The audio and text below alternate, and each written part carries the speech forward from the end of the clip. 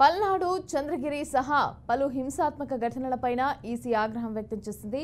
ఎన్నికల్లోనూ అనంతరం జరిగిన హింసాత్మక ఘటనలకు సంబంధించి కూడా వివరణ ఇవ్వాల్సిందిగా ఎన్నికల సంఘం రాష్ట్ర ప్రభుత్వ ప్రధాన కార్యదర్శి జవహర్ రెడ్డి అలాగే డీజీపీ హరీష్ కుమార్ గుప్తాలను ఆదేశించింది.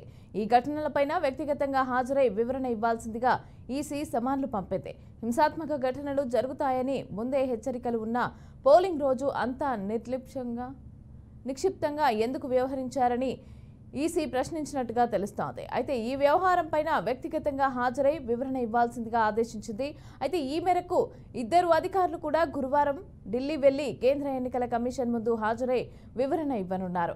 ఎన్నికలతో పాటు అనంతరం జరిగిన హింసాత్మక ఘటనల పట్ల కూడా స్థానిక అధికారులు నిర్లిప్తంగా అలాగే నిర్లక్ష్యంగా వదిలేసినట్టు ఈసీ గుర్తించింది. పల్నాడులో స్వయంగా పర్యటించిన ఏపీ ప్రత్యేక అబ్జర్వర్ రామ్మోహన్ మిశ్రా ఈ అంశాలను నేరుగా సీఈసీకి నివేదించినట్టుగా తెలుస్తోంది. మరోవైపు పల్నాడు జిల్లాలో 144 సెక్షన్ కొనసాగుతోంది. పోలింగ్ అనంతరం జరుగుతున్న దాడుల నేపథ్యంలో పెద్ద ఎత్తున బందోబస్తు ఏర్పాటు చేశారు.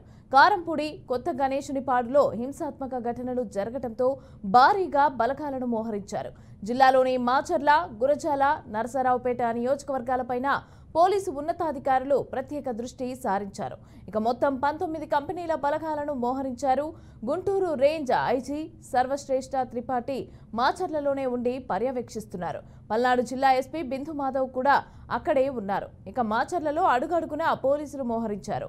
పట్టణంలోకి వచ్చే వారి వాహనాలను తనిఖీలు చేస్తున్నారు. జిల్లాలో వైసీపీకి చెందిన 3 ఎమ్మెల్యేలను పోలీసులు గృహ నిర్బంధం చేశారు.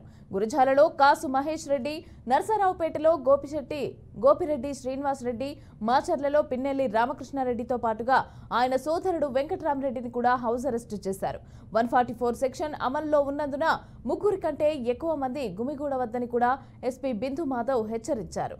సామాన్యుల జీవనానికి ఆటంకాలు కలిగించబోమని అన్నారు. చట్ట వ్యతిరేక కార్యకలాపాలకు పాల్పడితే కఠిన చర్యలు కూడా తప్పవని అన్నారు. వీటన్నిటిలోనూ కేసెస్ రిజిస్టర్ చేశాం. అట్లనే ఇటువంటి సంఘటనలు పునరావృతం కాకుండా అన్ని చోట్ల తగు చర్యలు తీసుకోవడం జరిగింది.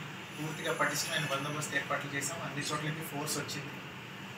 పూర్తిగా జిల్లా వ్యాప్తంగా 144 సెక్షన్ విధించడం జరిగింది. ఆ 144 సెక్షన్ని అమలు చేయడంలో కూడా పూర్తిగా చర్యలు తీసుకున్నాము. క్లియర్గా మీరు ఇప్పుడు వస్తుంటే చూసుంటారు.